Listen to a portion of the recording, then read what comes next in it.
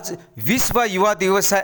हमेशा राष्ट्रीय गौरव की सुरक्षा के लिए युवाओं ने ही अपने कदम बढ़ाए हैं। किसी न किसी समय देश पर संकट आया है, चाहे सीमाओं पर हो या सामाजिक एवं राजनीतिक, इसके लिए निवारण के लिए देश के युवक हमेशा आगे रहे हैं। आज का युवा वर्ग ऐसे ही दूषित माहौल में जन्म लेता है और होश संभालते ही इस प्रकार की दुखद एवं चिंताजनक परिस्थितियों से रूबरू होता है। आदर्शहीन समाज से उसे उपयुक्त मार्गदर्शन ही नहीं मिल पाता और दिशाहीन शिक्षा पद्धति उसे और अधिक भ्रमित करती रहती है। दिग्भ्रमित और वैचारिक शून्यता से ग्रस्त युवाओं पर पाश्चात्य उपसंस्कृति का आक्रमण कितनी सरलता से होता है, इसे हम देख रहे हैं।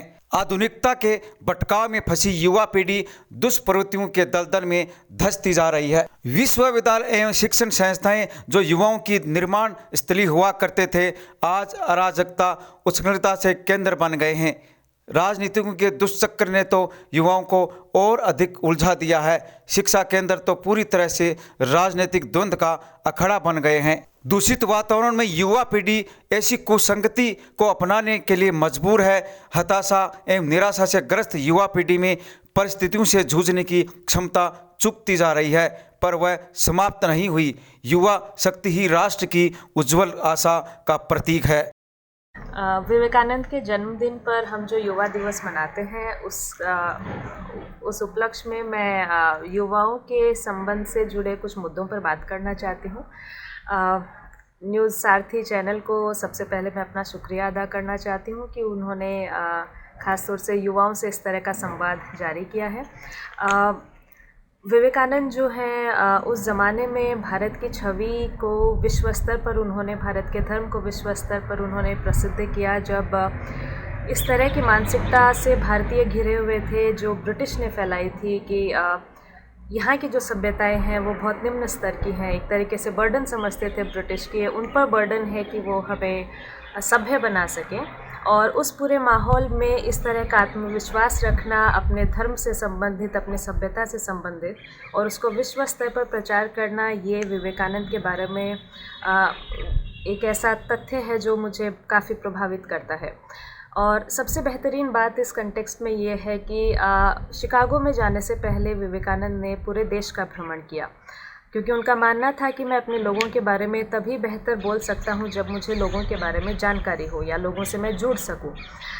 ये उदाहरण सिर्फ इसलिए नहीं कि किस तरह का बेहतरीन भाषण रहा होगा, बल्कि ये मुख्य मुद्दा है कि जो भी काम विवेकानंद करना चाहते थे उसको पूरे डेडिकेशन के साथ करना चाहते थे। बहुत आसान होता उनके लिए भी एक दो बुक्स को पढ़ना और भाषण दे देना, लेकिन विवेकानंद ने अपने स्तर पर चाहे कैसा ही काम हो, कैसा ही उनकी जिम्मेदारी हो, उसको अपना 100% देकर पूरा किया। आज के युवा कई बार बहुत दूषित वातावरण में अपने आप को पाते हैं और कई बार प्रेशर्स इतने हो जाते हैं, दबाव, चाहे वो सामाजिक दबाव हो या पारिवारिक दबाव आप कह सकते हैं, या अपनी नौकरी से संबंधित जिस भी तरह के दबाव हैं, उनके चलते वो कई बार अपने आप को नुकसान पहुंचा लेते हैं। मेरा मानना है कि जब तक आप अपनी शिक्षा को बहुत गुणवत्तापूर्ण नहीं बनाएंगे, बहुत समावेशी नहीं बनाएंगे, या अपने व्यक्तिगत विकास पर, अपने व्यक्तित्व के विकास पर बहुमुखी प्रयास नहीं करेंगे, तब तक आपके लिए इस जीवन के संघर्षों को लांघना मुश्किल हो जाएगा। तो कोशिश करनी चाहिए। भारत विश्व के उन देशों में से आता है जहां सर्वाधिक युवा जनसंख्या है, और अगर युवाओं की ऊर्जा को एक दिशा में केंद्रित करके, सही दिशा में केंद्रित करके लगाया जाए तो देश का उत्थान बहुत आसानी से संभव है। युवाओं को, जितना मेरी समझ है, आज के समय में बहुत सारे डिस्ट्रैक्शंस होते हैं, बहुत सारी ऐसी चीज़ें हैं जो आपका ध्यान भटकाती हैं, अलग अलग तरह की, चाहे नई टेक्नोलॉजी हो उसमें बहुत उलझे रहना, या फिर अलग अलग तरह की बुराइयां जो आपको अपने पथ से भ्रष्ट करती हैं। मेरा मानना है कि जब तक आप अपने पर आत्मविश्वास रखकर, अपने लक्ष्य पर ध्यान केंद्रित करके, चाहे आप किसी भी क्षेत्र में काम कर रहे हो, अगर आप अपने आप से ईमानदारी नहीं बरतेंगे तो युवाओं का ये जो जितना हमारे पास, हम कहें कि युवाओं की जो ताकत है हमारे पास, उसको हम कहीं ना कहीं रास्ते में खो देंगे। युवाओं के सिर्फ अपने स्तर पर ही नहीं, व्यक्तिगत स्तर पर ही नहीं, मुझे लगता है समाज को भी अपने में कुछ ऐसे सुधार करने चाहिए जिससे युवा जो वर्ग है वो किसी तरह के अपने पथ से भटकाव में ना शामिल या पथ से भटक ना जाए। ख़ासतौर से शिक्षा का जो स्तर है समाज में, ख़ासतौर से हमारे समाज में, इस क्षेत्र में शिक्षा के संदर्भ में बहुत सारे हम कह सकते हैं कि प्रयास किए जा रहे हैं, लेकिन शिक्षा को समावेशी बनाना ज़रूरी है। अक्सर हमारी शिक्षा जॉब सेंटर्ड हो जाती है, या ऐसा नहीं है कि जॉब सेंटर्ड एजुकेशन नहीं चाहिए। अपने युवा साथियों से मेरी युवा दिवस पर यही अपील है कि अपने टैलेंट को पहचानें, अपना समय नष्ट ना करते हुए टैलेंट को निखारें, अपना व्यक्तिगत विकास करें और फिर समाज के विकास में खुद को लगाएं, और उससे स्वतः ही अपना देश विकास के पथ पर अग्रसर रहेगा।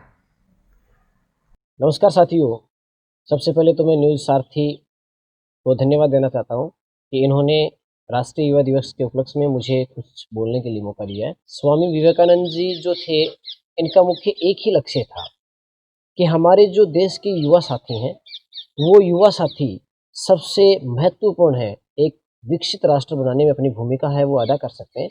इसलिए उन्होंने ये भी कहा था कि हमारे जो नौजवान साथी हैं वो किसी भी प्रकार की जो अनगल बातें होती हैं उन पर ध्यान नहीं दें, अपने अध्ययन से संबंधित कार्य करें। और आपको पता है कि आज की जो युवा पीढ़ी है वही हमारे राष्ट्र का निर्माण कर सकती है। तो मेरे युवा साथियों से मैं ये अनुरोध करना चाहता हूँ कि वो ज़्यादा से ज़्यादा इस बात का संकल्प लें कि आने वाले समय में हम जो युवा हैं वो राष्ट्र के निर्माण में अपनी महत्वपूर्ण भूमिका अदा करें। स्वामी विवेकानंद जी हैं, इन्होंने ये बात कही थी कि उठो, जागो और तब तक मत रुको जब तक कि आपको लक्ष्य प्राप्त नहीं हो जाए। तो इससे आपको पढ़ भी लेना है। एक बात इन्होंने और भी कही थी कि जितना ज़्यादा हम संघर्ष करेंगे हमारी जीत उतनी ही ज़्यादा सुनिश्चित होगी।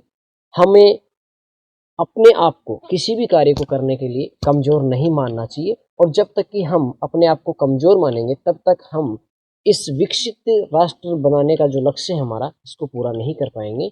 तो मैं लास्ट में अंतिम बार मेरे सभी देशवासियों को राष्ट्रीय युवा दिवस के उपलक्ष्य में हार्दिक शुभकामनाएं प्रदान करता हूँ। जय हिंद। आज युवा दिवस पे मैं युवाओं के बारे में कुछ कहना चाहूँगी कि युवाओं की देश के विकास में जो भागीदारी है वो 60-70% जो युवा हैं वो अपने देश में हैं। तो इनकी जो विकास में भागीदारी है वो बहुत ही अहम अपना वो रखती है, पॉइंट रखती है। युवा अगर दृढ़ निश्चय करके कुछ काम करें तो डेफिनेटली विकास देश का ही होगा, और देश का जो रूपरेखा उसको बदल सकता है युवा अगर ठान ले तो। बाकी मेजर समस्या ये है कि जो अपना एजुकेशन पॉलिसी जैसे अभी चेंज भी हुई है, एजुकेशन में क्या है कि प्रैक्टिकल चीज़ें ना होकर के आजकल हर लोग थ्योरेटिकल ट्रेड की ओर बढ़ रहा है। और थ्योरेटिकल में क्या होता है कि वो मतलब प्रैक्टिकली उस चीज़ को इम्प्लीमेंट करने में अगर बाधाएं आती हैं तो उसको डिप्रेशन को सहन नहीं कर पाता है। प्रैक्टिकल और थ्योरेटिकल में काफ़ी डिफरेंस होता है। तो मेन ये है कि अपनी एजुकेशन पॉलिसी में अपन को प्रैक्टिकली चीज़ों को शामिल करना चाहिए। ये अभी अपने बदलाव हुआ भी है, जो हो सकता है कि अपने पॉजिटिव रिजल्ट अपने को देखने को मिल सकता है इससे। स्वामी विवेकानंद ने कहा था कि अपने रास्ते आप बदल सकते हो, लेकिन अपनी मंजिल को, अपने लक्ष्य को कभी मत बदलिए। एक दिन मंजिल अवश्य मिलेगी। उठो, जागो और तब तक मत रुको जब तक आपका लक्ष्य आपको प्राप्त नहीं होता है। यही आधुनिक भारत के युवाओं के लिए स्वामी विवेकानंद जी का और इस युवा पीढ़ी के लिए सफल होने का यही एक मूल मंत्र है। जय हिंद, जय भारत। न्यूज़ सारथी 24 श्रवण कुमार नेचू, नवलगढ़, झुंझुनू।